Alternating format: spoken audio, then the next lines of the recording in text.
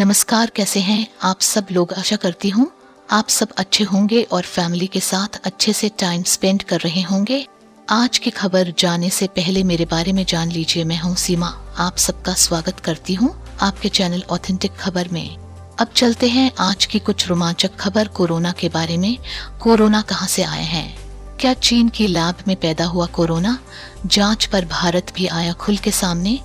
अब जानते हैं विस्तार से। कोरोना वायरस की उत्पत्ति को लेकर विवाद बढ़ता जा रहा है। गुरुवार को अमेरिका ने विश्व स्वास्थ्य संगठन से कोरोना वायरस की उत्पत्ति की दूसरे चरण की जांच आगे बढ़ाने को कहा था। अमेरिका ने ये भी कहा है कि चीन में स्वतंत्र विशेषज्ञों को वास्तविक डेटा और नमूनों तक पहुंच मिलनी चाहिए। अमेरिकी राष्ट्रपति जो बाइडेन ने खुफिया एजेंसियों से कहा है कि अपनी कोशिशों को तेज करें और 90 दिनों के अंदर ऐसी जानकारी जुटाएं जिसके आधार पर किसी ठोस नतीजे के करीब पहुंचा जा सके। अब भारत ने भी इस मामले में अपनी राय रखी है। भारतीय विदेश मंत्रालय ने शुक्रवार को एक बयान जारी कर कहा, विश्व स्वास्थ्य संगठन के कोविड-19 की उत्पत्ति से जुड़ी जांच का अध्ययन एक अहम कदम है। इस मामले में अगले चरण की जांच की जरूरत है ताकि किसी निष्कर्ष पर पहुंचा जा सके। इस जांच और अध्ययन के लिए विश्व स्वास्थ्य संगठन को सभी से मदद मिलनी चाहिए। 24 मई को बीजेपी महासचिव कैलाश विजयवर्गीय ने कहा था कि भारत में कोरोना की दूसरी लहर के पीछे चीन हो सकता है, इसलिए सभी भारतीयों को एकजुट रहना चाहिए। इंदौर में एक कार्यक्रम में कैलाश विजयवर्गीय ने कहा था, इस बात पर बहस हो रही है कि कोरोना की ये लहर प्राकृतिक है या किसी ने जानबूझकर फैलाई गई है।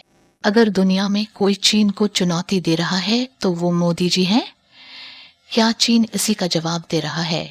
मेरा मानना है कि यह चीन का वायरस वार है, क्योंकि कोरोना न तो बांग्लादेश में, न भूटान में और न ही पाकिस्तान में इस तरह से आया।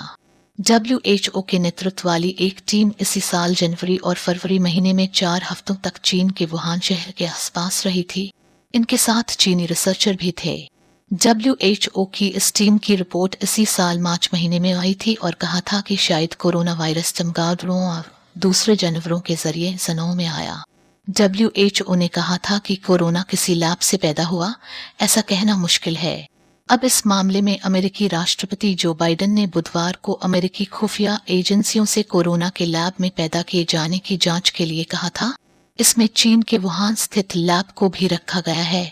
गुरुवार को जेनेवा में संयुक्त राष्ट्र में अमेरिकी मिशन ने अपने बयान में कहा था कि WHO की शुरुआती जांच अपर्याप्त और निष्कर्ष विहीन थी, इसलिए दूसरे चरण की जांच पारदर्शी तरीके और सबूतों पर आधारित होनी चाहिए। अमेरिका ने चीन को इस जांच में शामिल करने के लिए कहा है। अमेरिका ने अपने बयान में कहा, यह मुश्किल है कि चीन स्वतंत्र विशेषज्ञों को सही डेटा और सैंपल मुहैया कराएगा। इस जांच के लिए बहुत जरूरी है कि महामारी की शुरुआती स्थिति को लेकर सही जानकारी दी जाए। पूरे मामले पर चीन ने भी प्रतिक्रिया दी है।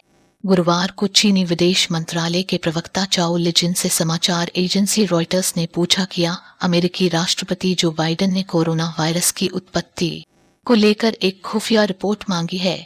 इस रिपोर्ट में यह बताने के लिए कहा गया है कि कोरोना वायरस जानवरों से इंसानों में आया, इसे चीन की लैब में जानबूझकर पैदा किया गया। इस सवाल के जवाब में चीनी विदेश मंत्रालय ने कहा, हमने पहले ही बताया था कि चीन ने WHO की वैश्विक स्टडी में मदद की थी। चीन की लैब से कोरोना के पैदा होने की कल्पना WHO और चीन के रिसर्चरों की जांच में साबित नहीं हो पाई। ये एक आधिकारिक और विज्ञान आधारित निष्कर्ष था। अंतर्राष्ट्रीय विशेषज्ञ इस मामले चीन के सहयोग की तारीफ कर चुके हैं, लेकिन अमेरिका में कुछ लोगों ने आंखें बंद कर रखी हैं। इससे पता चलता है कि इन्हें जांच के नतीजों से मतलब नहीं है। इनका लक्ष्य राजनीतिक है। ये महामारी के लिए किसी को जिम्मेदार ठहराना चाहते हैं। चीनी विदेश मंत्रालय ने कहा, हम अमेरिका से मांग करते हैं कि हमारी तरह वे भी तत्काल विज्ञान आधारित सहयोग WHO के साथ करना शुरू करें। इस जांच में अमेरिका को भी शामिल किया जाए। अमेरिकी खुफिया एजेंसियों का रिकॉर्ड पूरी दुनिया जानती है। इराक में भारी तबाही के हथियारों के सबूत के तौर पर इन्होंने टेस्ट ट्यूब लॉन्ड्री पाउडर पेश किया था। इसे इन्होंने रासायनिक हथियार बताया था। व्हाइट हेलमेट्स वीडियो को सीरिया में रासायनिक हमले के सबूत के तौर पर पेश किया गया। एक आखिरी बात अमेरिका पूर्व विदेश मंत्री माइक पोम्पियो की है। उन्होंने कहा था कि सीआईए निदेशक रहते हुए झूठ बोला था। बाइडेन के चीफ मेडिकल सलाहकार डॉक्टर एंथनी फाउची कहते रहे हैं कि उनके विचार से यह बीमारी जानवरों से इंसानों में फैली, मगर इस महीने उन्होंने भी कह दिया था कि वह इस बात को लेकर आश्वस्त नहीं है।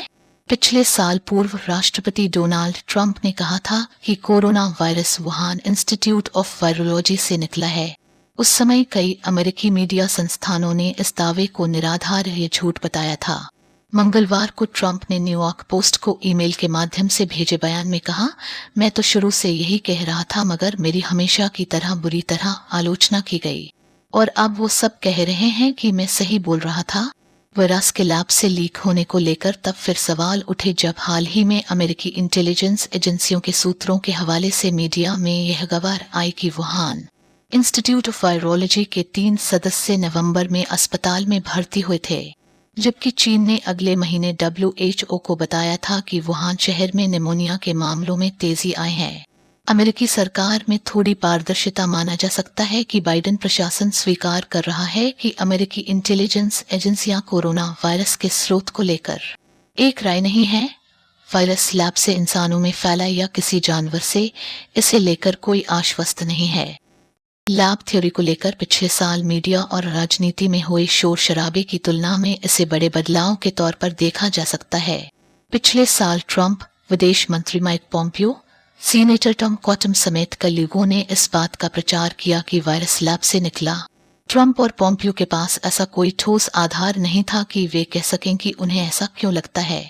उनकी थ्योरी उन अविश्वसनीय से दावों से मेल खाती थी जिनमें कहा जा रहा था कि इस वायरस को चीन की लैब में तैयार किया गया था। अभी भी इस बात की संभावनाएं बहुत कम हैं कि वाकई ये वायरस लैब में बना हो। वायरस कहां से फैला, हो सकता है कि आम लोग कभी इस बारे में पूरा सच न जान पाए, खासकर तब जब चीन का रवैया ऐसा ही असहयोग वाला रहेगा। बाइडेन जड़ तक जांच करने का दावा तो कर रहे हैं, लेकिन अगर अमेरिका को पक्का सबूत मिल जाता है कि यह वायरस लैब से फैला तो इसका मतलब होगा कि कई सारी बड़ी हस्तियों को अपनी गलती मानी होगी और किसी निष्कर्ष पर तुरंत यकीन कर लेने की आदत पर फिर से विचार करना होगा। इससे अमेरिका और चीन के रिश्तों पर भी आने वाले कई सालों के लिए गहरी चोट लग सकती है। आप देख रहे थे ऑथेंटिक खबर, जो कि सीधे प्रसारण ऑथेंटिक खबर चैनल से। अगर आपको ये जानकारी अच्छी लगी हो तो लाइक और सब्सक्राइब करके हमारा उत्साह बढ़ाइए, जिससे हमारी टीम अच्छी वीडियो और सटीक जानकारी कलेक्ट करने में सफल रहे। यही आप सबसे उम्मीद करते हैं। अच्छा, अब मुझे इजाज़त दे। मैं सीमा आपको अब नई खबर और नई वीडियो में मिलूंगी। आप सब देखते रहें आपके चैनल ऑथेंटिक खबर में। शुभ रात्रि।